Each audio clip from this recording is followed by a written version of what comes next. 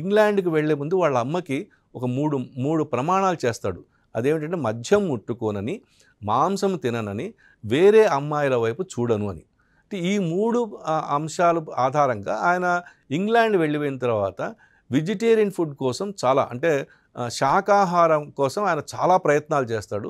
చివరికి ఒక 3-4 నెలల తర్వాత అతను ఇలా వెజిటేరియన్ సొసైటీ ఒకటి ఉందని తెలుసుకున్న తర్వాత దాని ద్వారా తన యొక్క ఈ శాకాహార ప్రయోగాల్ని కొనసాగిస్తాడు. అయితే ఈ వెజిటేరియన్ క్లబ్ ఏదైతే ఉందో అమెరికాలో వెజిటేరియన్ సొసైటీ అనేది ఏదైతే ఉందో అది కేవలం వెజిటేరియన్ సొసైటీ మాత్రమే కాదు. అది యాక్చువల్గా ఒక ఫెబియన్ సోషలిస్టులు స్థాపించినటువంటి ఒక సంస్థ.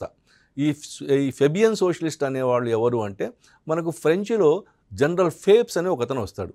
అతను యుద్ధం యొక్క ఒకానొక యుద్ధంలో యుద్ధం యొక్క ఉన్నత స్థితిలో ఒక డెసిసివ్ ప్లాన్ తీసుకునేటప్పుడు ఆగిపోతాడు. ప్రతిసారి ఆగిపోయి ఇలా ముందుకు వెళ్ళాలా వద్దా, ఇక్కడ యుద్ధం చెయ్యాలా వద్దా అనే ఆలోచనలో ఉంటాడు. అయితే అతని ఆధారంగా ఏ సోషలిస్టులు అయితే సాయుధ పోరాటాలు చేయరో, సాయుధ పోరాటాలు అవసరం లేదనుకుంటారో, శాంతియుత మార్గాల ద్వారా కూడా సోషలిజం సంపాదించవచ్చు అని ఫీల్ అవుతారో, సోషలిజం అనేది ఒక ఇంక్రిమెంటల్ చేంజ్గా అంటే మెల్లమెల్లగా ఒక స్థాయి నుంచి ఇంకొక స్థాయికి తీసుకుపోయే మార్గంగా భావిస్తారో వాళ్ళందరినీ మెయిన్ స్ట్రీమ్ మార్క్సిస్టులు ఎగతాళిగా ఒక రకమైనటువంటి తిట్టుగా వాళ్ళని ఫెబియన్ సోషలిస్టులు అంటారు.